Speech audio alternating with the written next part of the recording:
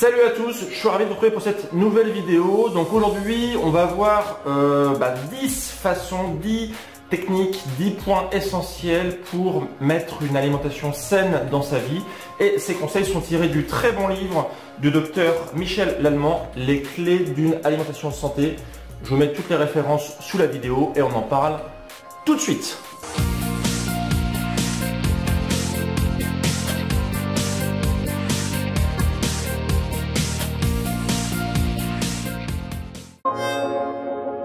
Le point numéro 1, eh bien, ça va être de consommer régulièrement des aliments qui vont être variés, locaux et de saison. Ça, c'est extrêmement important. Dans l'alimentation paléo, on en parle souvent. Il faut avoir une alimentation qui va être le plus variée possible, notamment au niveau des végétaux. Plus vous allez avoir de végétaux différents, de couleurs différentes, etc., plus ça va vous apporter en fait un flot de micronutriments différents, donc ça va bien nourrir votre corps. Et locaux et de saison, locaux c'est important pour avoir des circuits courts, pour avoir notamment le minimum de distance et de temps entre votre assiette et le fabricant, le fournisseur. Et de saison parce que c'est déjà moins cher pour votre porte-monnaie, c'est bête mais c'est important.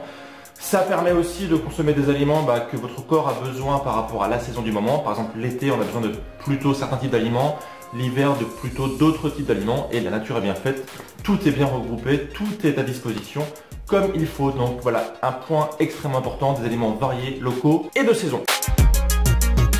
Le point numéro 2 d'une alimentation santé, eh bien, ça va être de consommer majoritairement des aliments à indice glycémique bas. Ça c'est extrêmement important puisqu'en fait vous savez que quand on consomme des aliments à indice glycémique haut, eh bien en fait ça fait augmenter donc votre glycémie, votre taux de sucre dans le sang, et plus vous avez souvent une glycémie haute, eh bien plus votre pancréas doit travailler, doit diminuer ce taux en fait de sucre qui est haut, et au fur et à mesure ça peut épuiser du coup votre pancréas, ce qui fait qu'au final il y a de plus en plus de difficultés à diminuer le taux de sucre dans le sang.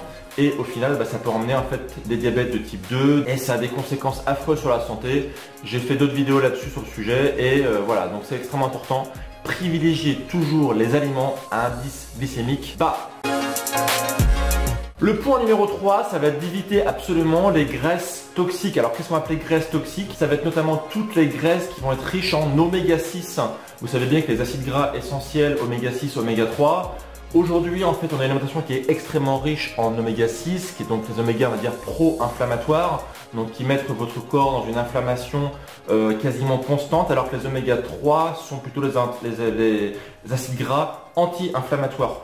Et le problème, c'est que quand on consomme trop d'acides gras oméga 6, eh bien, votre corps, du coup, va être plongé dans un mode inflammatoire quasiment permanent.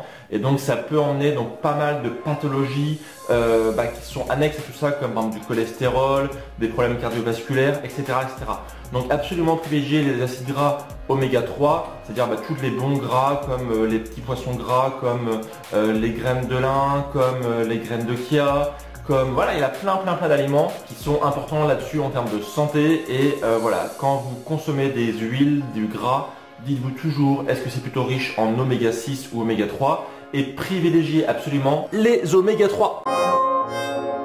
Le point numéro 4, ça va être de faire attention à votre porosité intestinale. Vous savez sûrement que votre intestin, c'est une sorte de barrière entre ce que vous mangez et l'intérieur de votre corps qu'il faut protéger absolument. Plus vous allez avoir un intestin qui va être poreux, plus vous allez avoir en fait des choses qui vont passer à travers votre barrière, donc l'intestin, et ça peut générer pas mal de pathologies comme notamment des maladies auto-immunes et derrière voilà des problèmes divers et variés. La liste est très longue. Les problèmes notamment peuvent arriver avec le gluten qui est donc réputé pour justement endommager cette barrière intestinale. Donc aujourd'hui absolument essayez d'éviter de consommer du gluten. Faites des tests d'arrêter de consommer du gluten pendant plusieurs semaines, voire plusieurs mois, et vous allez voir que votre santé va s'améliorer de façon conséquente. Donc, extrêmement important, faites attention à votre porosité intestinale et chouchoutez votre intestin. C'est un point essentiel de la santé aujourd'hui.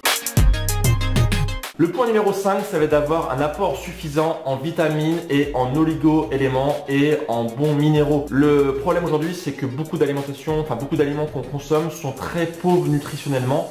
Et les conséquences sont très nombreuses. C'est que votre corps en fait a besoin pour fonctionner d'un flot en fait de bons composés, donc forcément de glucides, de lipides, de protéines. mais c'est pas suffisant. Il a besoin aussi d'énormément de petites briques essentielles pour le bon fonctionnement de ses cellules, de ses organes. Donc ce sont les vitamines, les oligo-éléments, les minéraux et tout ça aujourd'hui, eh bien, pour beaucoup de personnes, à cause d'une alimentation qui est beaucoup trop pauvre, eh bien, on en manque cruellement et ça peut avoir par effet domino beaucoup de conséquences négatives sur la santé. Si vous mangez justement comme le point, je vous ai dans le point numéro 1, une alimentation qui va être riche en végétaux, riche en plein d'aliments diversifiés, normalement ça aide à avoir justement un apport suffisant en vitamines, nutriments, etc. Mais si jamais malheureusement vous n'avez pas assez de consommation justement de bons végétaux, ou vous êtes vraiment en carence énorme, eh bien n'hésitez pas à prendre des compléments multivitaminés.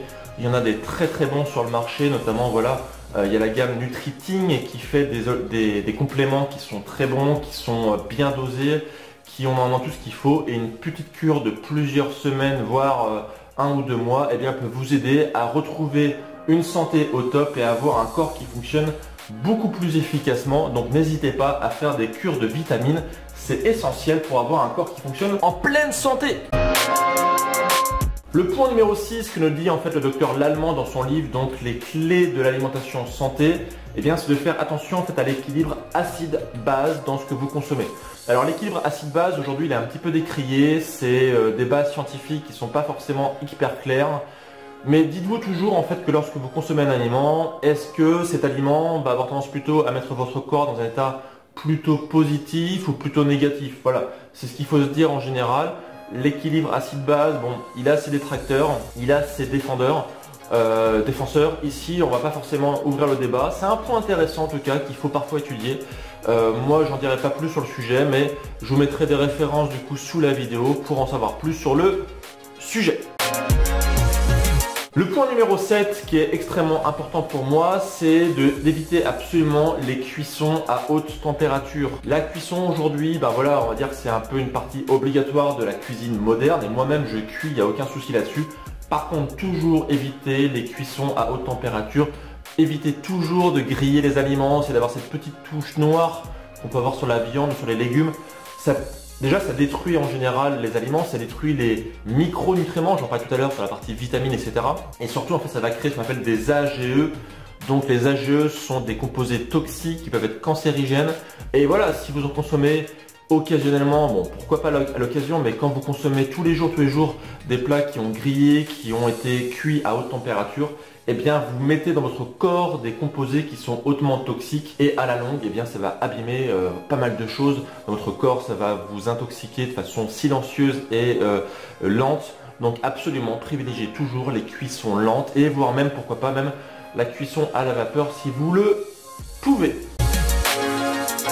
Le point numéro 8, ça va être de faire attention à tous les polluants, toutes les choses toxiques qui pourraient être en contact avec votre alimentation.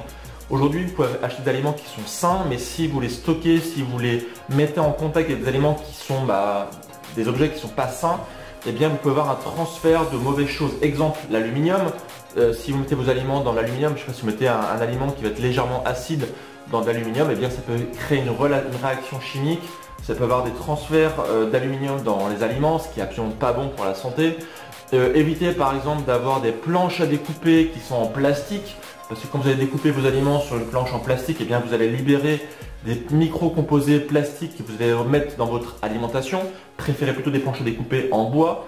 Au niveau de vos récipients, essayez toujours d'aller vers des composés neutres comme l'inox par exemple.